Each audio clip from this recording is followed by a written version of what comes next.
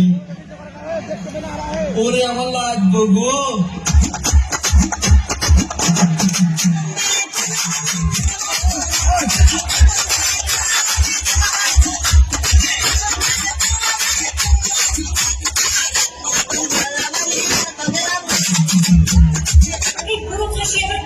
আমার শাড়ি হচ্ছে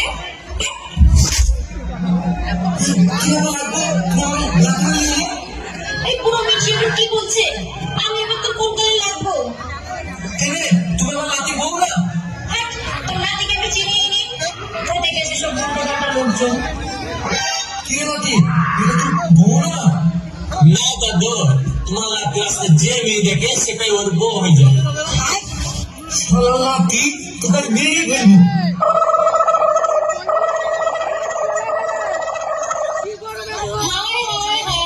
আমার কি সর্বনাশ হলো গো, সব শেষ হয়ে গেল।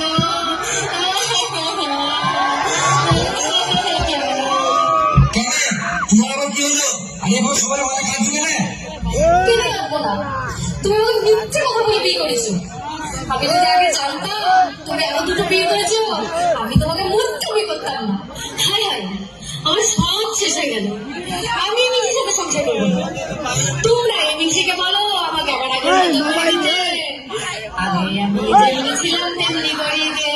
আগে আমি তেমনি ছিলাম তেমনি করিয়ে দে।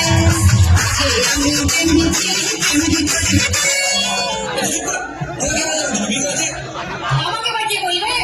আমি নিজের চলে দেখলাম তুমি ওই ছুরির শাড়ির আঁচলটা ধরে বলছিল প্রথম বিয়ে করলাম আমি জেলা বর্ধমান। আরে ছি ছি ছি, ওটা আমার লাগতো ভেবে একটু ডান্স করলাম, একটু আর কি মারলাম, আর তুই তারপরে সবাই দর্শকের ভিতরে তুই বলবে আগে। ও তো তুমি আমাকে আগে বলবে তো? ঠিক আছে লাও, আর রাগ করো না, বাদ দাও এসব। ঠিক আছে বাদ দিল। तुझे देखा तो ये जाना प्यार होता है दीवाना सनम अब यहाँ से जाए हम। রাকেশ ভাই, দাদু আয় করে গেলে সরকারি চাকরি করতো, তাই যদি এত সুন্দর দাদি দিয়েছে, আর আমাদের কপাল দেয় চাকরিও নাই, এত সুন্দর মেয়েও নাই। তুই ঠিকই বলেছিস, এই জীবনে রাখবো না। আজকে কচু বলে নাকি কোলায় করে দিয়ে মারবো। আর তোমরা সবাই শোনো, কেউ আটকাবে না কিন্তু আমাকে, আটকাবে না বলে কেন? কেউ কি আসবে না বলতো তোদেরকে?